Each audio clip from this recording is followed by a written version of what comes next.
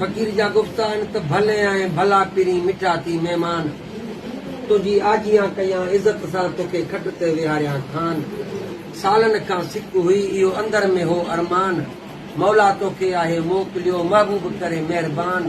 सवे सोहणा आहिनि संसार में पर महबूबन में आ तुंहिंजो मान अचण जी तो इनायत कई अजीब कई एहसान पिरी तूं आए पंध करे तुंहिंजे कदम कदम तां थिया कुर्बान कहिड़ी सिफ़त कयां तुंहिंजे सूंह जी जो तुंहिंजो हुसन कयो आहे हैरान सिर सदको माल सदको जमाली घोरे तो ता जिंद जान ही गुलबेग के कीन हो गुमान जो ही महबूब जी मेहमान भले आए भला पिरी मोब मिठा मन ठार अजीब आयो अंगण ते सौ सौ करे सिंगार चयाई अस्सलाम अलैकुम वालेकुम सलाम चई को खिली कयो सो फीकार सतायम थे साहिब के तुंहिंजी अचण जो इंतजार मिलण जी तो मेहरबानी कई कि दिल भर करायो दीदार मोती मड़ियल ॾंदड़ा छा वासिंग छा वार जीअं नाज़ुक नैण खणन कुर्ब वारा कैद कन कन पिया शौक़ मजा शिकार को जल्दी कर जमाली तूं तोखे वरी न मिलंदई वार ही गुलबेग हो गुनाहगार पर महबूब जी मेहमान फकीर चए थो कादर मूं ते कर्म कयो जो हली आया हबीब त मुबारकूं माण्हू न ॾिनियूं जो अंगण आया अजीब कोठे मुंहुं किने खे कामिल विहारियो करीब दवा थी हिन दिल जी जो हू तोड़ू हुया तबीब जीअरे हिन जमाली जा नवां थिया नसीब ही गुलबेग हो गरीब पर महबूब जी मेहमान थिया कयऊं मिसकीन ते मेहरबानी सालन खां ते सजण लाइ हुई दिलड़ी दीवानी जॾहिं दीदार थियो दिलबर जो त जोभन मिली जवानी त गम लथा गुलबेग जा जो अजीब कई एहसानी हाणे जमाली वटि जानी ईअं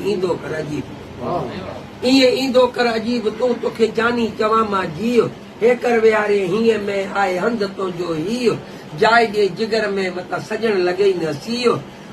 दिलबर मुंहिंजे दिले जो तूं पाणी ढुक पीउ सजण तुंहिंजी सिक में वेही विञायम वही हाणे राणा पो रात रही त गमलानी गुलबेग जा तोखे जानी चवां मां जस त कयूं कचहरियूं कुर्ब जो त लहे कलब तां कस वे अची वेझड़ो थी थियन रूह रियाणियूं रस सजण तुंहिंजी सिक में मत बिने हुस बेवस तोसां मिलण थियो आ मस जीअरे हिन जमाली जो जीअरे हिन जमाली मालिक मदद कर रब पाक जी वाद्यानत जो आहे फकीर साईं बिस्मिल्लाह उन सॼे बैत में टुबको न हूंदो माशुकली सॼे बैत में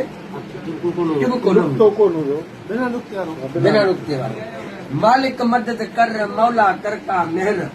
वाहिद वहदहू दाइम आ ओहू दर अहद आ अहमद मुको दादिलो दिला वर ला इलाहा इल्लल्लाह मुहम्मद रसूलुल्लाह सरदार आ सरवर राखो रखवालो हरदम आ कामिल कर्म कर मालिक मुल्क वसा कारा आण ककर मौसम आण सुरहान कर साला कर सर गाह गुदाम कर माल मखण आम कर वलार कर वलर वो दमदमा गदागर बोलो ही गुलबेग आसरो रख अलाह जो ओ हाकम आ हनान हिन सॼे बैत में साईं ईंदा हिकु टुबके वारा खणी हुन में अची वियो हिकिड़ो गुलबेग त साईं मुंहिंजो नालो आहे पंहिंजे नाले खे केॾा कयो साईं हिन बैत में वरी हिकु नुक्ते वारा मिस्री शाह नालो कोन विधो आहे बिना नुक्ते में जी साईं मिस्री शाह नालो कोन विधो आहे उहो जेको फ़क़ीर हुयो 4 कलाम चया हुन बि पंहिंजो तालिब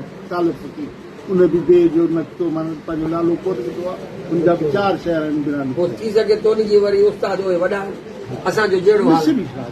शाह नाला आहे उमेद अली शाह उन बि नालो कोन विधो आहे हा साईं पोइ हाणे भल भलाई जो शेर असां फ़क़ीरनि जो जहिड़ो हाल हाणे हिकिड़े नुक्ते वारो